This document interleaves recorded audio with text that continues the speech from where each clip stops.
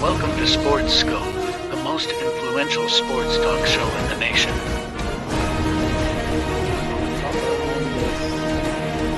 What is today, the 19th? Stay tuned for updates and great sports content.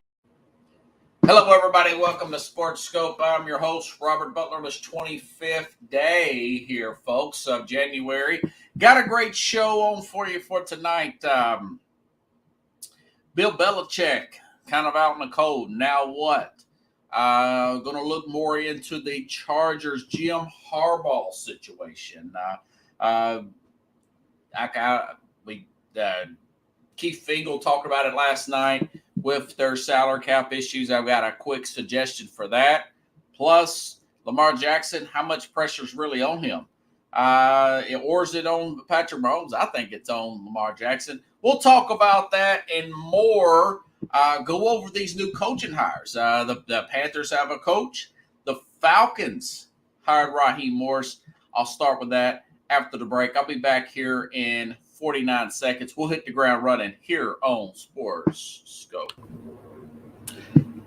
Hello, Sports Scope followers. The program has seen tremendous growth since going 5 days a week. I just wanted to thank everybody for your cash contributions and sharing the program with friends and families. Just a reminder, if you want to contribute to the program, go to the Cash App, the cash sign, and Sports Scope.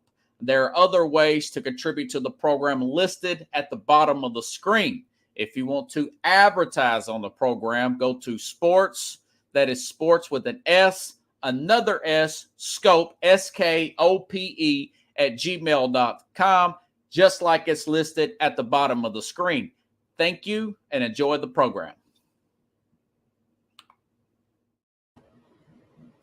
All righty then. I want to start off right here. Okay. Raheem Morris. Excuse me. Say that out loud. Raheem Morris hired as the head coach for Atlanta over Bill Belichick, Mike Vrabel, and Jim Harbaugh. Two former Patriot coaches, Jim Harbaugh. My guess is, now, of course, Harbaugh, probably the Chargers were the biggest one for him. I would say that. He probably had the Chargers in line right off the bat. You know, he probably had them ready to go from the get-go. But he did actually interview, according to reports, he did interview for Atlanta. We don't know if Atlanta offered him the job or not. But there was no Mike Vrabel, no Bill Belichick. The common denominator, they wanted more player control than the team was willing to give up on. Teams have noticed, folks, that full coach control turns out to be a disaster. I forgot to mention the other day that Ron Rivera, Daniel Snyder, the desperate Daniel Snyder, hired him and made him overcharge everything. You know, things were looking bad public relation wise at that time, just a few years ago, back in 2020. So he hires Ron Rivera, you know, gives him control of everything. Total disaster. Not to mention, Bill Belichick, folks. Bill Belichick, player control, total player control. Bill O'Brien. That's why he was with Bill Belichick, right? Fired a few years ago from the University of Houston. Been a coordinator since. Hey, this guy's now a coordinator back in the college game at Ohio State. I mentioned this before. Mike Holmgren from Seattle way back in 06. 05, actually. Seattle Seahawks finally told Mike, listen, man, you're a great coach. You're a terrible GM. You know, if you want to be the coach, you can just be the coach. So he steps down, just be the coach. Then they get all the way to the Super Bowl. Okay. Pete Carroll, he was asked to step down as GM a few years ago.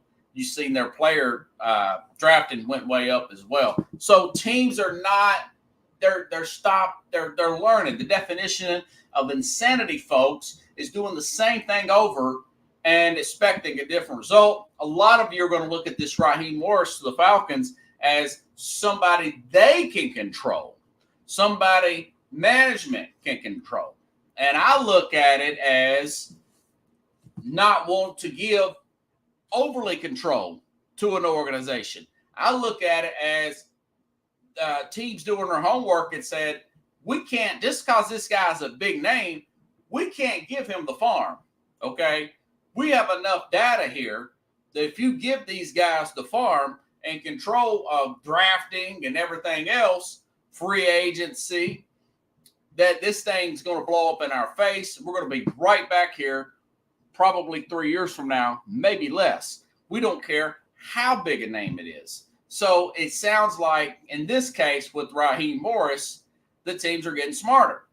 The teams are getting smarter. At some point, you've got to be able to work with others, and they've got to, these coaches, these big ego, they're good coaches. They're good coaches. If you want to do all that, go back to college, right? You're the general manager in charge of everything. You know, what Nick Saban said, why get one first round when I can get 25 first-round picks, you know? But these coaches should respect the scouting process, should respect the time spent in drafting. I talked about it yesterday. Look at Green Bay. They've had the same guy there, the guy that Aaron Rodgers supposedly had a run-in with for the last number of years that he was there. He had been there over 20, 25 years in that organization. Well, talked about it yesterday. They're the youngest team since the early 70s to, as a whole, average age, youngest team since the early 70s to get to the playoff and then turn around and win a playoff game. And almost won two against really good teams, beat the 2 seed and had the 1 seed in the 49ers on the ropes. But they had that structured system. I talked about that yesterday with Rand Carthon. I'm starting to see it. You have to respect. Think about it this way, okay? Think about it this way. Bill Belichick there were reports are that he's coming up to the scouts and management or whoever and saying, okay, whatever you did, I'm taking over in January. When they've been scouting these players for all these Division I schools, Division II schools since September, not to mention maybe a year or two prior to that. And he comes in and he just drafts players that he knows the coaches. For example, he drafted N'Keal Harry because he knew Herm Edwards. And he liked what Herm Edwards said about N'Keal Harry. He's a former wide receiver. This guy was drafted over players like A.J. Brown, Deebo Samuel, DK Metcalf, all because Saban or Belichick wanted people he wanted to coach.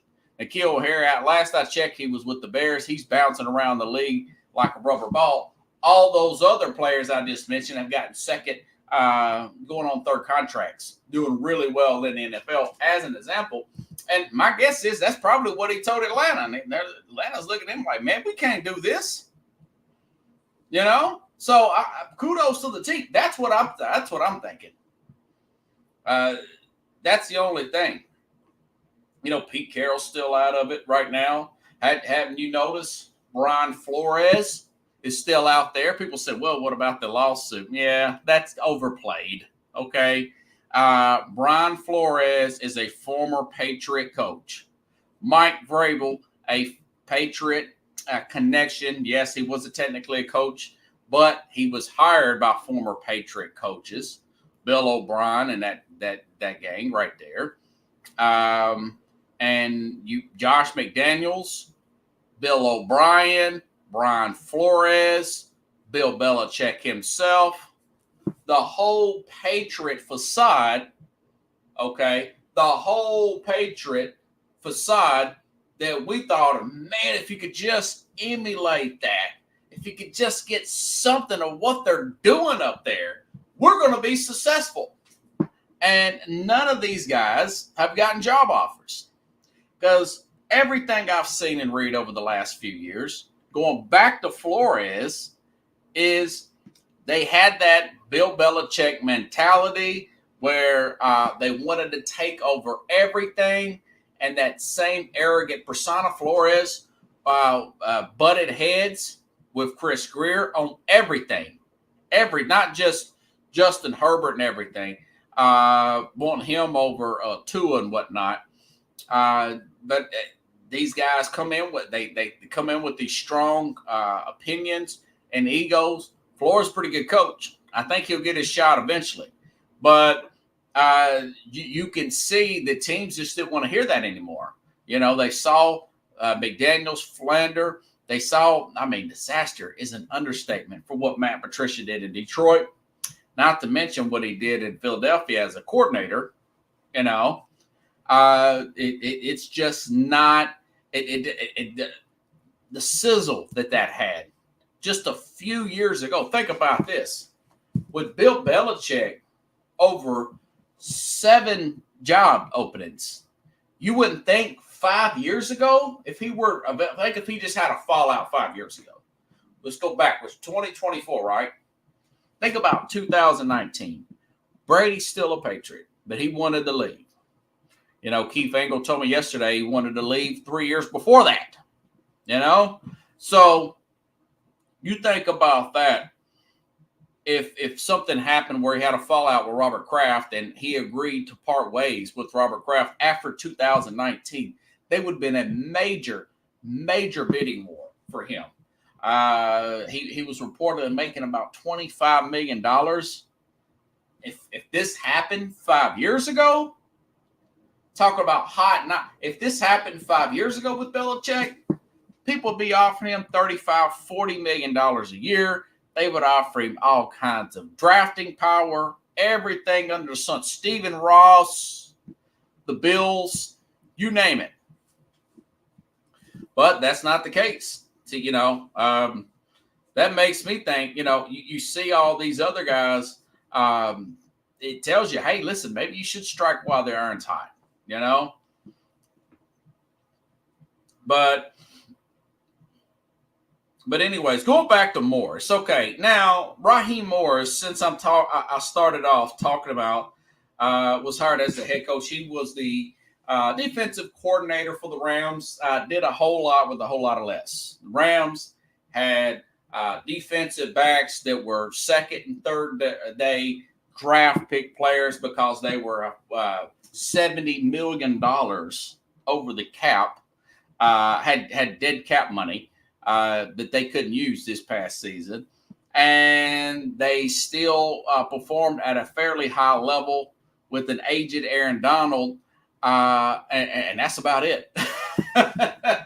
They get rid of their best cornerback, Jalen Ramsey. Got rid of, I forgot the Warner there, the linebacker there out of Seattle. Got rid of him. And everybody that was making money on the defensive side of the ball, they moved on. He had been there since 21. So he got the Super Bowl win when they had some players, had more players that were in their prime. And, he had been interviewed for other jobs. Now he's 47. I throw up that number for a reason. Morris, smart guy, great interview. He was actually 33 years old. Going back to 2009, guy's 33 years old, back to 2009, gets the job with Tampa. Okay, they didn't have a quarterback then. They didn't have no Tom Brady or anybody like that at that time. That was a years past of the Brad Johnson and John Gruden. That was a few years past that. And very young guy, 33 years old. You could see, good interview, had some talent there, but he was a little over his head. And I thought to myself then, man, I hope this guy gets another shot. I think he probably didn't have the right resources. Great opportunity, but bad situation. Great opportunity to get a head coach NFL job, but bad situation. No real foundation to build anything on. Not like Mike Tomlin was really young when he got hired with the Pittsburgh Steelers, but that's a totally different situation when you inherit that defense, that offensive line, that future Hall of Fame quarterback in his prime, very young player in Ben Roethlisberger, and of course we know he went to 2 Super Bowls and won 1. Different situation for a young Raheem Morris. So kind of bounces around the league for a few years and does a good job. You can see his maturation as a coordinator grow. And, of course, now he is the head coach of the Atlanta Falcons. Arthur Smith was offensive-minded. Now Raheem's coming from a defensive background. Okay, so there you go. I want to say that's the second defensive background head coach. Antonio Pierce was the other one hired during this cycle. Let me double check on that. So I thought that was a pretty interesting hire. Caught a lot of us off guard there. I'm like you. I was for sure that they were going to hire Bill Belichick. In Rapport says the Falcons were the only team to interview the legendary Bill Belichick, and there are no scheduled interviews. Potentially, Belichick could sit out a year and wait another opportunity. I'll talk about that in a minute. But yeah, so you had Antonio Pierce and Jared Mayo was the other guy. Now, Mayo, again, Jared Mayo was a guy that was kind of already grandfathered into the system. Keith Engel explained yesterday, had it in his contract. Belichick wanted to keep him on to make him the head coach to supersede Belichick after he had got done coaching. So, this is the second straight up defensive-minded head coach there was going to be hired. And again, I'm okay with both of them. Going back to Pierce, I said this about Mark Davis. They went out and hired Tom, Telesco? Yeah, Tom Telesco, former Charger general manager. So they got a general manager, not Antonio Pierce doing calling all the shots. Presco, not too bad. He's made some errors, but he's got a good eye for the draft, good eye for talent for the most part when it comes to the draft here. And so you're going to pair him up with a Antonio Pierce there. I'm okay with that. Again, Mark Davis has to rehabilitate perception of the Raiders, okay? Stay with the coach 3-4 years, preferably 5. Help that perception, help some kind of stability. Now you got a solid general manager with general manager experience. In the past, they have not done that. Now they have. So if you're a Raider fan, you're looking at this thing and saying, okay, this house is being built on an actual foundation. This thing is not being built in the ocean. This is not being built on a hill that could be a mudslide like they have in California, okay? This thing's not being built on quicksand.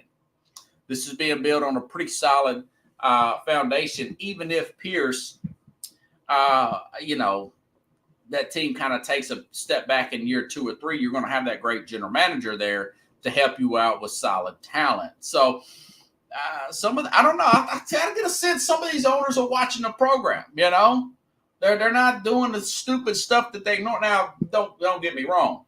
Somebody's going to do something stupid. Okay, that's just what these guys do, is impulsive billionaires.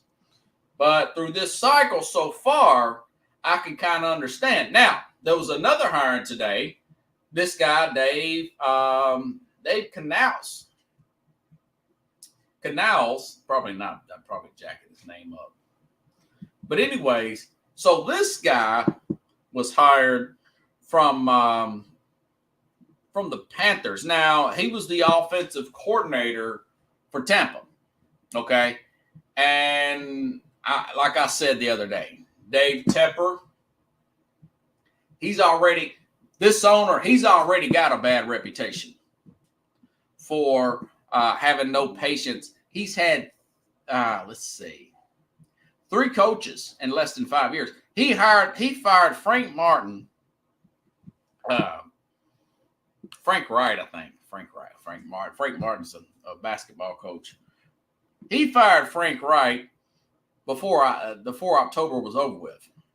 In the first year, 1 year, okay, fired Frank Wright there. All right, and then of course before that,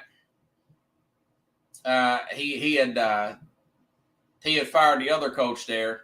That's went back to college. I forgot his name. That means no, never mind. Anyways, and so now, less than a 5-year span. This is the third coach here, Dave Canales. Now I know Carolina has interviewed a bunch of coaches, but I'll say this: how many of those coaches said thanks but no thanks? We won't never know that. I think a lot of these coaches probably did that. I know that Ben Johnson of Detroit, I know he turned a job down. And think about this. He turned down a head coaching job this time last year, to go back to Detroit, which most would think that's insane in the memory. Now, of course, now they're in an NFC championship game. Now he's the pick of the litter. He's had so many requests that he's not been able to get to all of them because he's been preparing for games the last 2 weeks. And of course, Detroit winning them. Okay. But my thing is, I don't think they hired their offensive coordinator, Dan Morgan, former player who had been in the organization already. They just promoted him from within to take over as a general manager. That goes to show you that guys like David Tepper, he hasn't even been an owner that long. He hasn't even been an owner 7 years, I don't think. He's taken over from Mitchell Richardson, who had some scandal and he had to sell the team or whatever. And you look back at it, he fired Frank Wright in October. He pushed to draft, which means he's taken over the general. He's getting involved with the scouting too. Let's talk about that. When you get people that are not actually scouting, getting involved in scouting, thinking they know when they're not doing all their homework, bad things happen, even if it's the owner instead of the head coach himself, right? But he supposedly pushed to draft Bryce Young over C.J. Stroud. The others wanted Stroud. Stroud looks to be a star. Young looks to be too small and overwhelmed. Still not ready to put Young as a bust because I know how good he looked at Alabama, and they didn't really have any weapons whatsoever, and the line was a little shaky last year. Anyways, but like I said, three head coaches, less than 5 years, had to hire a general manager in-house. I don't think anybody else wanted the job. He's had Frank Wright talked about his micromanaging skills, how demanding he was during their losing streak and whatnot. And that kind of got out, rubbed some people the wrong way. Also got to look at the fact he threw a drink, got a big healthy fine for that, threw a drink on a Jacksonville Jaguar fine when they were getting blown out towards the end of last season. Getting a reputation guy, people that's kind of nuts, and people don't want to work for him. He's getting that reputation. I say all that because Dave Canales, the offensive coordinator for the Tampa Bay Bucks, was never mentioned as a hot commodity. It was his first year. First year with Tampa Bay, comes in. Nobody's never really heard of this guy. Now you say the same thing with Billy Slowick, but, Stroud was just jumping off at just going crazy with his stats here. Looking great, no interceptions, first, 7-8 games, something like that, going against excellent defenses. But this Dave Canales here, I think he was one of the last few guys that wanted to actually take this job, is what I'm saying. Now, that being said, yeah, Baker Mayfield had probably the best Baker Mayfield season that he has had. If you look at it with now, let me see his numbers: 28 touchdowns, 10 interceptions, 64. Excuse me, I'm shortening him a little bit. 64% completion percentage here, and yeah, he has not had a year like this past year. Took advantage of a bad division. Has some really good skill players. Mike Evans, balling out, played really well. Chris Godwin, good running game there with Rashard White. But, again, he was never mentioned anywhere. Nobody even thought about Canales. And all of a sudden he jumps off at it, and they win it. And he's a guy that can tolerate. I think a David Tepper. He's going to be pretty well compensated. But again, that just goes to show you, as an owner, even though you think that because I got all this money, I can attract anybody, any kind of high grade of talent. Once this perception of you gets out there that you're rude, mean-spirited, some of these high-in-demand coaches here, you got to look at the college game and other professional teams here. They're going to pass you up. Bill Belichick, for whatever reason, said he did not want to work for Robert Johnson with the New York Jets. He said, I don't want to work for the Jets, man. I don't want to work for this guy. I don't want to find out. And he didn't go into any detail. I think Johnson's okay. But somewhere along the way there, Jim Irsay, his dad, Jim Irsay Sr., was hard to work for with the Colts. That he was so hard to even play for that John Elway said, I'll play baseball. I will not play for this guy. Eli Manning, Archie Manning said they did not want Eli to play, and he made it clear he's not going to play for the Chargers. He's not going to play for that Charger team. And they knew he meant business. They knew he had money. They could sit out the draft. And sure enough, history was made. Obviously, we already know what happened. I mean, he ended up going to the Giants, and they end up getting Phillip Rivers there. So just because you got money doesn't mean that you can buy a class and just treat anybody any old way.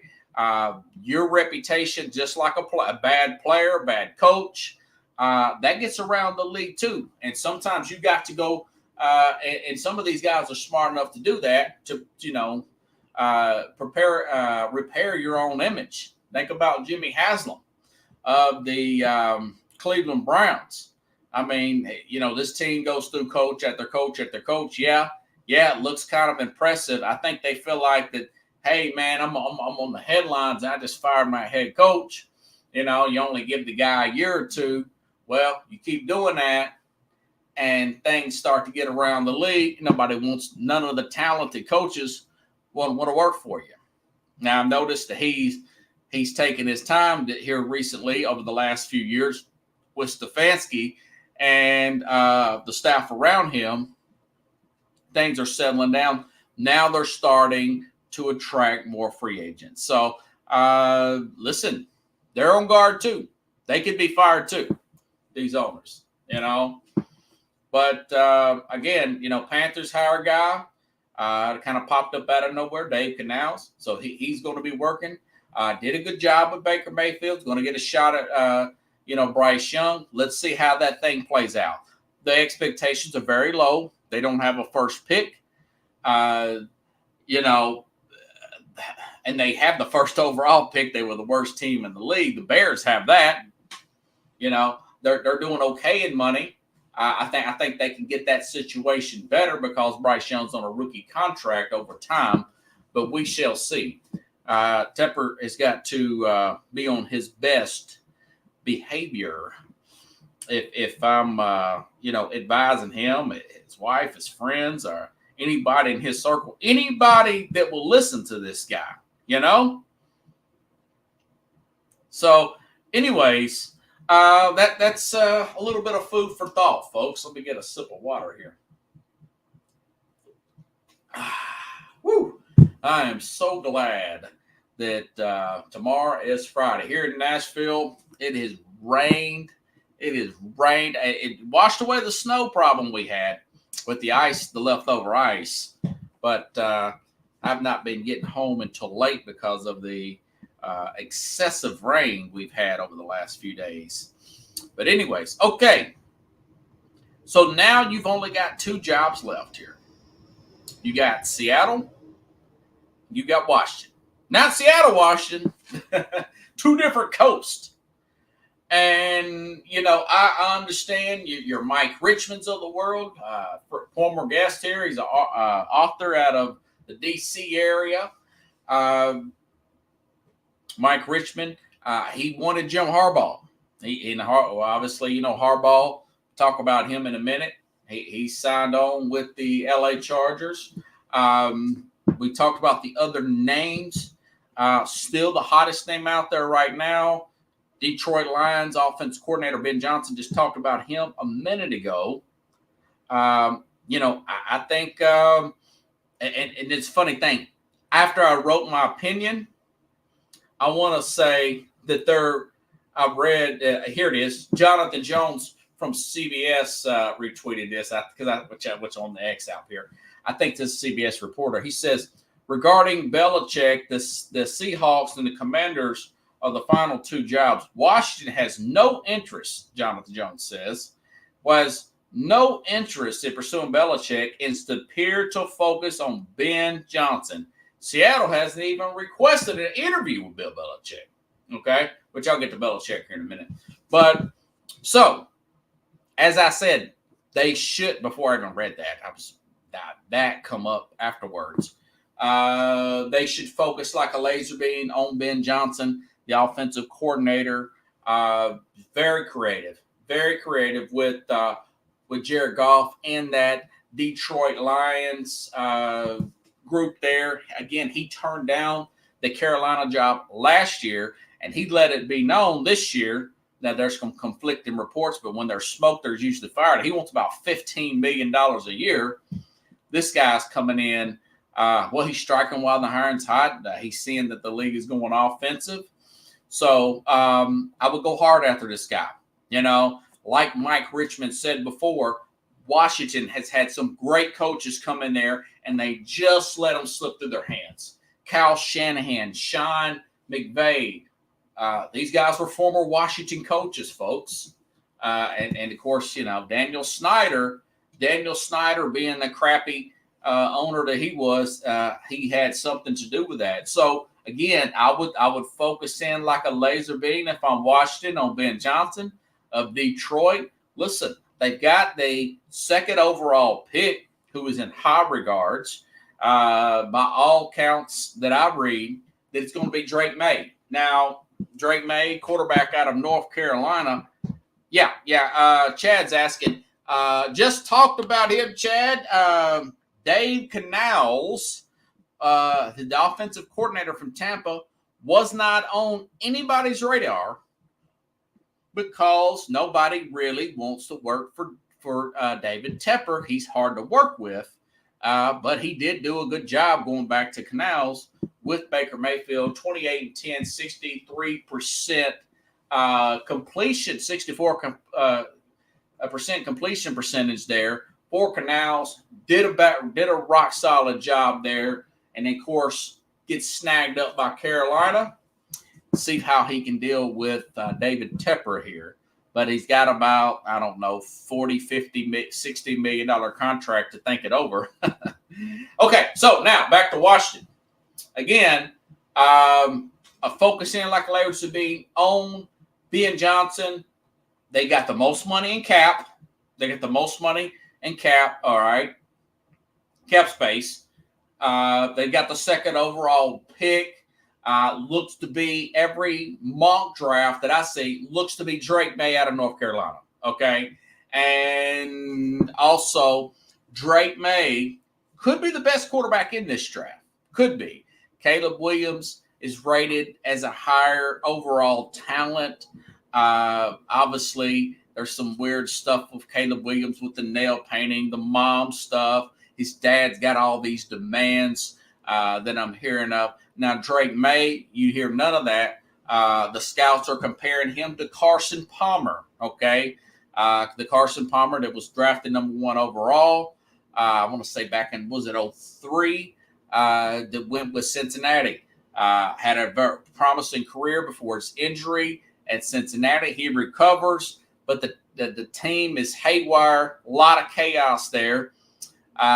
Forces away out of town, but he recovers, gets with a good coach here, really good offensive mind. Him and Bruce Arians, end up getting all the way, if you guys don't recall, and back in that 2015 season, got all the way to the NFC Championship game, ultimately to be demolished by that red-hot Carolina team that later lost to the Broncos in the Super Bowl. But, yeah, Drake Maye,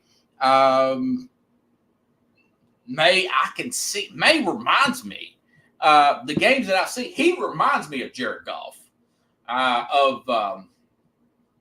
of Detroit. And if you think about it, I know this team needs help with their offensive line as well. They might be able to get a Jonah Williams or somebody like that out of Cincinnati and make some moves there. Got a new owner, Josh Harris here. But my thing is, they've got skill players. They've got skill. You got Terry McLaurin there at the skill position. You got Logan Thomas. You got two running backs, one really good, Brian Robertson there. So you've got some skilled players. What's the guy? Johan Dotson. Yeah, this guy, underrated player there. So got some skilled players. Need some help on the back end of that defense. You've got some interior defensive guys. Probably can use another pass rusher here. Again, a lot of this is going to be available in free agency. I know the help on the back end. There's 2 or 3 corners that I know of that are going to be available. They'll be able to handle all that. They'll be able to get all that in the free agency with the most money. So Ben Johnson with the Drake Maye. The Heisman winner, I forgot who won the Heisman this year. Now you had to make me think here. Well, it wasn't Caleb Williams. Let's see who won that. Jalen Daniels. So Daniels, a lot of the mock drafts are saying Jalen Daniels, Chad, are saying that he might go to the Patriots at the 3rd pick. Now, Jalen Daniels could go number 2. A lot of Maye seems to be a better pocket guy. Yeah, out of LSU. Yeah, he's out of LSU. The mocks are saying he's going to go to the Patriots, that they'll probably move on from Mac Jones. I would, because you could start the clock over and keep that guy on a rookie contract, got a new coach, new attitude, all that good stuff. I would look into that. But Ben Johnson would be a really good fit up there in Washington. As far as Seattle, I would maybe roll the dice with Billy Slowick out of Houston. Again, of course, get one of these, get a staff there to go with you. Maybe a Ron Rivera, help out with the defense, somebody like that, of that nature there. Like I said before, he's also got a lot of players to deal with. I mean, man, he's got Jason Smith-Njigba, wide receiver, DK Metcalf. I mean, just a lot of really good players there. Running back help. Only thing they really need, maybe a defensive lineman or 2, something like that. They've got perimeter help on both sides, offense and defense. Slowick there. They wanted to get young and innovative. He's very young and innovative. He would have to look around. But listen, Wink Martindale out there at defensive coordinator hasn't been hired yet. Okay. You've got Ron Rivera, who's been fired, of course. And, of course, you got Vic Fangio. I think Fangio's going to go to Philadelphia, but I'm not sure. Even if he does, you still got those guys like that. I would say go with Slowick. I wouldn't go with Vrabel, I wouldn't go with Vrabel or Belichick right there, because Slowick is the opposite of Pete Carroll. You're wanting to go offensive-minded. Okay, now, I did make some notes about Belichick. Now, so I just read that report about Belichick. Okay, now what? He came to realize that the teams are more and more out on coaches wanting to do everything, even the desperate ones. Like I said earlier, notice that the Raiders have hired former Chargers general manager. Also, like Vrabel, could be holding out for the big prize with Belichick. There's still that rumor out there. I talked about this yesterday, that possibly that Sunday could be Andy Reid's last game with the Chiefs. That's the big prize. You go there instant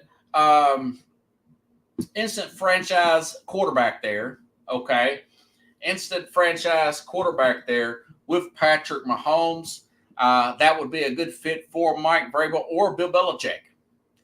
That would be a really good fit for either one of them. I would love to get Belichick if I'm Kansas City. Of course, hey, listen, Brett Veach had to tell him, listen, man, I put up a great defense around you. You run this defense, it'll be that much better under you. Bring in Josh McDaniels off the street. Let him work with Pat. And not sure it'll be as good under Andy Reid, but I think they would be in position to win a Super Bowl. Can you imagine Belichick and Patrick Mahomes versus Jim Harbaugh and of course Justin Herbert? Good stuff. Be very, very good. Now, also, these guys got a ton of money. I know he don't got a lot of time on his hands, but Belichick's got some patience, okay? The Bears could be open next year. The Jaguars, who've got a franchise quarterback, could be open next year if Doug Peterson don't get it together. The Bears got a lot of money and a lot of picks. Bills could be open next year with another franchise quarterback, Bill Belichick. Dolphins could be open next year with a lot of talent. Not sure about that quarterback, though, but that's two divisional opponents. Belichick would love to stick it to Kraft if one of those jobs in the AFC came open next year. So, same thing for Vrabel, Bears, Jags, Eagles. Eagles, man, look at that. You get to work with Jalen Hurts. You may have to reshuffle a few players on the offensive line, but Vrabel or Belichick would love to work with a Jalen Carter, second-year player out of Georgia, Nolan Smith. They got some frontline guys you can build around those particular players. Those jobs could come open next year, okay? Next year. 3 with highly regarded quarterbacks. And, of course, Mike Vrabel. Mike Vrabel went to Ohio State. Vrabel has been talked about at Ohio State to be quarterback at Ohio State. I've been reading that, Chad, for months, even when he was the coach of the Tennessee Titans. And I've been reading over the past few days, Ohio State fans, John, if you're watching, that they are killing it in the transfer portal since, Alabama's Nick Saban's retired, okay? Jim Harbaugh is now the Chargers coach. If Ryan Day cannot win with the players, according to 24/7, which keeps up with all this recruiting stuff and transfer portal stuff, they should run roughshod in the Big Ten. And whoever they play in the Pac-12 or what air quote used to be left over from the Pac-12, rather than be Oregon or anybody else for that nature. If Ryan Day can't do that and can't win games in the 12-team playoff, which I think he will, then Mike Vrabel would be one of the top guys that Ohio State, former player there, would want to court. Mike Vrabel. I think he was a coordinator there for like 1 year. Anyways, then again, I think that may have been Bill O'Brien or somebody else. Brian is now, by the way. Bill O'Brien is the coordinator for Ohio State. Yeah, had you noticed? None of those New England guys got jobs this year. Brian Flores, he's still at Minnesota. Okay, Mike Vrabel still out there. Bill Belichick still out there. Josh Daniels still out there. Shoot, people going away from them. That Patriot ways lost his facade, man. So, listen, like I said 5 years ago, would you have thought that Bill Belichick would be passed up by 7 teams? 4 have already hired new coaches. 2019 been a huge bidding war for Bill Belichick. And by the way, I didn't even mention Pete Carroll. So we'll see. We shall see how this thing plays out. Hey, look, man, guys want to go young. They want to try new things, these owners and management and whatnot. What does Chad say? If Vrabel doesn't get a head coach, Amy Adams got to pay him money Yeah. The way that works is she's got to pay money anyways. It's just not as much money. You know, the guy who I can't remember who it was, David Tepper, who David Tepper from Carolina fired. He was supposed to get $7 or $8 million from David Tepper, and instead he's going to get like $2 because he took the Nebraska job. He took the Nebraska job, and he's happy. He wanted to keep working, you know. Yeah, see how the cookie crumbles, man. Yep, that's right. That is true. Okay, so I told you I was going to get back to you all on Jim Harbaugh. Now, that broke 5 minutes before I came on the show yesterday about Harbaugh. Keith Engel brought up the fact that they're $45 million over the cap. That could potentially be a bugaboo for the great Jim Harbaugh in his quest to get the Chargers a Super Bowl ring. Yes, that's true. As I thought, their two leading receivers, and this is one of the other reasons why that Tom Telesco was fired. He did something that I wouldn't have done. He extended both receivers to major contracts. Do one receiver, uno, and maybe not that if you can move off. We saw what the Chiefs did year before last. Moved off Tyreek Hill, got some draft picks. Chiefs back in the AFC Championship game, won a Super Bowl last year. Tyreek Hill with Miami, got a lot of money, but no championships. Okay, so he did that with Keenan Allen, and he did that with Mike Williams. Allen's he's post 30. He's like 31 years old. Okay, Mike Williams, very good player, great on the deep ball. The problem with Williams is hurt all the time. You know, he's just that dude's hurt all the time. So I looked at their salary, and just like I thought,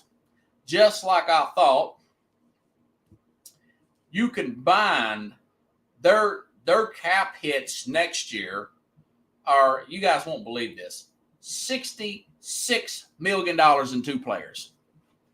I mean, so it's a 30-something plus per player, right? I have it in perspective here. Jared Goff, a quarterback, in the NFC Championship game, in this second contract, his is like 30. These guys cap hit, both of them are over $33 million. So he made a huge mistake re-signing both of those players. I thought that was a big issue. Now, Keenan Allen, very consistent player, elite route runner. Mike Williams, very taller player, deep route guy over the top. So what I would do is, actually, I would try to move off both of them, okay? If he decided to cut, worst case scenario, you can't get rid of these guys, which that's not going to happen. People would take a flyer on these players. You could cut these guys and get under that $45 million. You could cut them and still get under that $45 million and the dead cap. Okay. But my guess is you might get a late second or early third round pick for Keenan Allen, and you probably get a fifth or sixth round pick for a Mike Williams. Listen, this team still got a Josh Palmer on their team. They got a Quentin Johnson. Now, he's an underwhelming player out of TCU they got. First round pick last year. Started coming on a little bit, but very inconsistent. That's something I think Harbaugh could probably work out. If not, they have the fifth overall pick. Now, one mock draft, well, actually about 4 or 5 mock drafts, actually have them taking the tight end sensation out of Georgia, Brock Bowers, at the number. They got the fifth pick overall. So, very good draft capital, better than Tennessee, because Tennessee messed around and won that Miami game, which still annoys me. But so they they have that 5th pick. Now they could go receiver there, depending on what the grades are.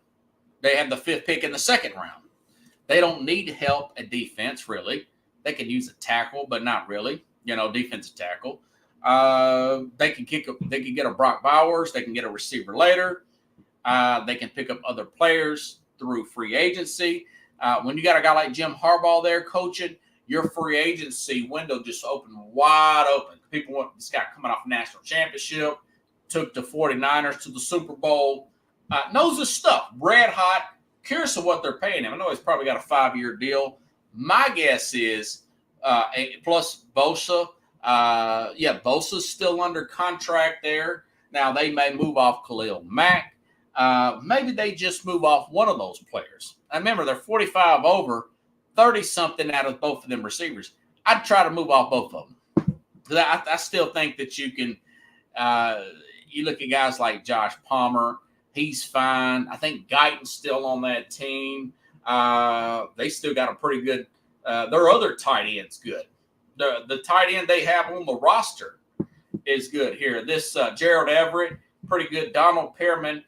Listen, all these guys getting the football because, Herbert's just that talented. You got Eckler and Kelly. Now, I would probably try to get another running back, maybe try to move off Eckler as well. So there's going to be some reshaping. Now, mind you, that Harbaugh's going to have a hand in picking the players. Now, because he's just out of college, like a Jimmy Johnson, okay, he's just out of college, like a Pete Carroll, okay, he's going to have a good eye for talent these first 3 to 5 years because he scouted these guys in high school for a number of years. All right, so Harbaugh's going to have a good eye for talent. When he went to the 49ers, he found Nevada's Colin Kaepernick. Found Kaepernick. Now, you say what you want about Kaepernick. I don't care for what he did either. But he looked really good when Harbaugh was working with him and Harbaugh wasn't bumping heads. When he wasn't bumping heads with ownership there, Kaepernick was looking like a baller. He was looking like a Patrick Mahomes is, And then things started going off the rails with management Harbaugh, like it usually does everywhere he goes, That being said, I still think this is an awesome move by the Chargers. I think they've won. I've been watching for 30 years. They haven't won a Super Bowl. I don't know if they've won in the last 40 years. I don't know if Dan Fouts won one in the early 80s. I don't think so. So this team, they got nothing to lose, man. They've been to the Super Bowl. I know they went in 94 and got the crap beat out of them by the 49ers, 94-95. Steve Young had a career day in that Super Bowl, won the Super Bowl MVP. So, this team, a lot of talent there. They can move off these guys. They're going to do some reshaping, but this is a ready-made team. Don't let people tell you otherwise, okay? That $45 million over the cap here, he'd like to have 45 under the cap, but like I said, make 2 moves, you get under the cap. You got high draft picks. You could probably trade some of these players, get some more picks. As long as you got that pass rush, what they do, and as long as you got a protected Justin Herbert, and by the way, he's talking about bringing a lot of his old coaching staff back here that worked with him with Stanford, his offensive coordinator that he worked with. They used to be I forgot that guy's name, but he used to be the coordinator with the Ravens, which they moved on from. But he was a coordinator with Colin Kaepernick, had a lot of success there. I think he was a coordinator also with Alex Smith as well. So the Chargers, the future's wide open for them. I think this is future. It's going to be a good 5-year plan. And I would say this team will probably make it to the divisional round. Maybe better next year. There's a good chance they can win this division, especially if Andy Reid retires and they hire in-house and they don't even look at a Vrabel or a Bill Belichick. So that's my solution here, What you saying, Chad? Yeah, Everett ran all over the Titans, sure did. And of course, the defense on track here. What Harbaugh does with his teams is preach physicality. Okay, there's some edge rushers available in the draft. Maybe they make a move and get a tackle somewhere. Harbaugh's very aggressive. Would they try to get a 34-year-old Aaron Donald who could be on the trading block for the Rams? A lot of stuff that they can do. A lot that they can do to amp up the defenses are easier to build than offenses. Easier to find a defensive coordinator than it's easier to find defensive pieces, So it's going to be an interesting offseason. I don't think I'm going to be short of content, folks. So looking forward to tomorrow. I tell you what, though, talking about tomorrow, see if I have any time for this. I don't know why I did that. Jim Harbaugh, Chargers.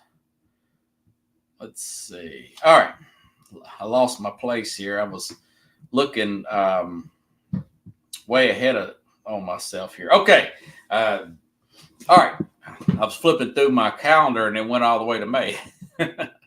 And I need to get on these notes. I was talking about this game. People talk about Lamar and stuff and the rate. I'll say this about that game. And I'll talk about the other one tomorrow. I'll give you a score on both games tomorrow with Carlos Mad New Yorker Chavez. I haven't made my mind up either way. I think the Detroit game with the 49ers, that feels like that spread should be a little closer than 7 because Detroit's pretty healthy and they can get the ball downfield. They've got quarterbacks played in the Super Bowl. But, this Ravens team, they're considered one of the all-time greats already. I'm hearing guys like Jason Whitlock, some of the Speak For Yourself people, not Speak For Yourself, Pardon the Interruption, Undisputed, you name it. They're all saying that this is an all-time potential team, this Ravens team, because, listen, they did blow out Houston at the end. At the second half, they blew out Houston. They blew out Miami. Well, those are 2 playoff teams. Listen, the teams in the NFC, they blew both of them out, Detroit and San Francisco. So they're really, not to mention Seattle. This team right here, there's a lot of pressure. A lot is really on Lamar Jackson to win this game. They're only 3.5-point favorites. That tells you that Vegas has a lot of respect for Steve Spagnuolo, that coordinator for Kansas City. And, of course, Patrick Mahomes and Andy Reid. A lot of that is just that facade of that. I think maybe it should be closer to 6.5 spread. And I think the other game should be closer to 3.5.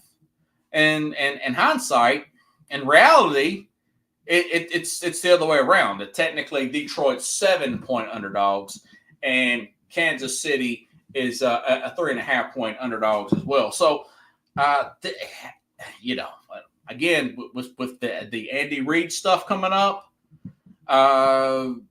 they can really play Windward for the Gipper, Kansas City, and they can really play up this David and Goliath thing.